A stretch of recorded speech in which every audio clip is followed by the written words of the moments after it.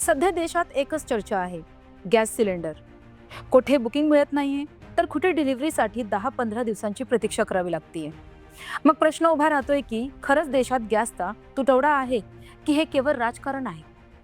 मार्च 2026 ची ही परिस्थिती नेमकी काय आहे, पाहूया आमचा हा विशेष रिपोर्ट. भारताची गॅसची गरज ही प्रामुख्याने आयातीवर अवलंबून आहे. आपण आपल्या गरजेच्या 50%हून अधिक LPG आयात करतो. पण सध्या जागतिक पातळीवर ऊर्जा युद्ध सुरू आहे.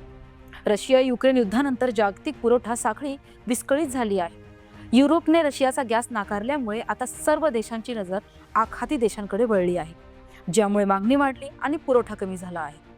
गेल्या 2 आठवड्यांपासून मुंबई, दिल्ली, पुणे आणि बेंगळुरू सारख्या मोठ्या शहरांमध्ये गॅस डिलिव्हरीचा वेग मंदावला आहे. ग्राहकांच्या तक्रारी आहेत की ऑनलाईन बुकिंग करूनही आउट ऑफ स्टॉकचा मेसेज येतोय.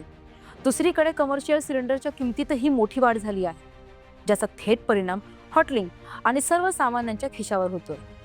तर गॅस टंचाई समजून घेण्यासाठी आपल्याला जगाच्या नकाशावर होर्मुझची समुद्रधुनी समजून घ्यावी लागेल. कारण हा तो अरुंद समुद्र मार्ग आहे जिथून जगातील 20% तेल आणि गॅसची वाहतूक होते.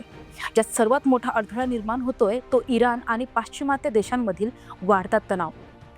तसेच या मार्गावर होणारी लष्करी हालचाल यामुळे गॅस वाहून नेणारी जहाजे अडकून पडली आहेत. परिणाम स्वरूपी भारताला येणारा गॅस पुरवठा याच मार्गावरून येतो. जर इथे एक दिवसही वाहतूक थांबली तर भारतात गॅसची टंचाई निर्माण व्हायला वेळ लागत नाही. हे वास्तव आहे जे सर्वसामान्यांच्या नजरेआड राहते.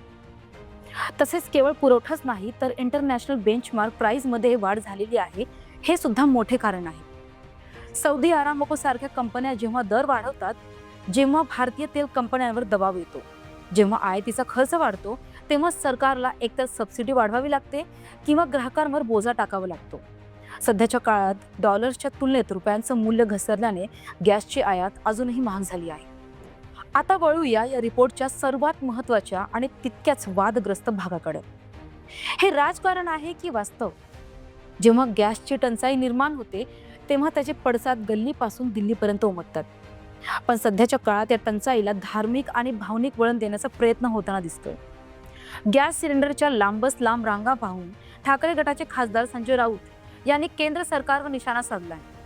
संजय राऊत आपल्या उपरोधिक शैलीत म्हणाले की गॅस मिळत नाहीये, चिंता कशाला करता, फक्त जय श्रीराम म्हणा, सिलेंडर तुमच्या दारात येईल. आणि जर पेट्रोल डिझेल हवं असेल तर नमो नमो म्हणा, तेही घरपोच मिळेल. राऊतांचा हा टोला थेट केंद्राच्या त्या दाव्यांवर आहे जिथे विकासाच्या गप्पा मारल्या जातात, पण जमिनीवर मात्र सामान्य माणूस रिकाम्या टाकीसाठी वनवन फिरतोय. गॅस दरवाढ आणि हा भीषण तुटवडा यामुळे गृहिणींचे बजेट कोलमडले आहे. पण जेव्हा जनता जाब विचारते तेव्हा पश्चिम आशियातील तणाव किंवा होर्मुझची समुद्रधुनी यांसारखी भौगोलिक कारणं समोर केली जातात. राऊतांच्या मते ही कारणं म्हणजे केवळ लोकांचं लक्ष मूळ प्रश्नावरून भरकटवण्याचे प्रकार आहेत.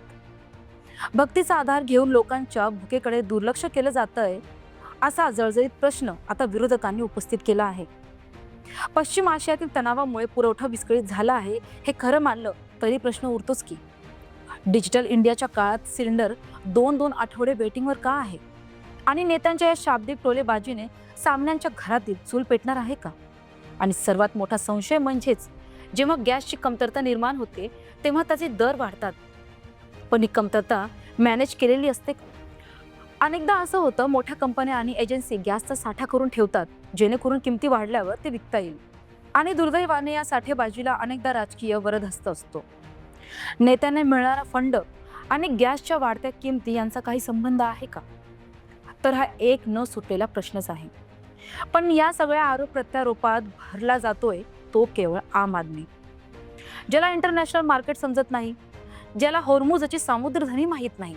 त्याला फक्त इतकंच माहिती आहे, काल सिलेंडर 1100चा होता, आज तो 1200चा झालाय आणि तरीही तो वेळेवर मिळत नाही. गॅस टंचाईचं हे राजकारण आता थांबायला हवं. नेत्यांनी जागतिक परिस्थितीचं भांडवल करण्याऐवजी भारताची साठवणूक क्षमता कशी वाढवता येईल यावर बोलायला हवं. कारण जनतेला रिकाम्या घोषणा नकोयत, तर भरलेला सिलेंडर हवाय. तुम्हाला काय वाटतं, ही गॅस टंचाई खरंच नैसर्गिक आहे की यामागे निवडणुकीचं राजकारण दडलंय? कमेंटमध्ये तुमचं मत नक्की मांडा.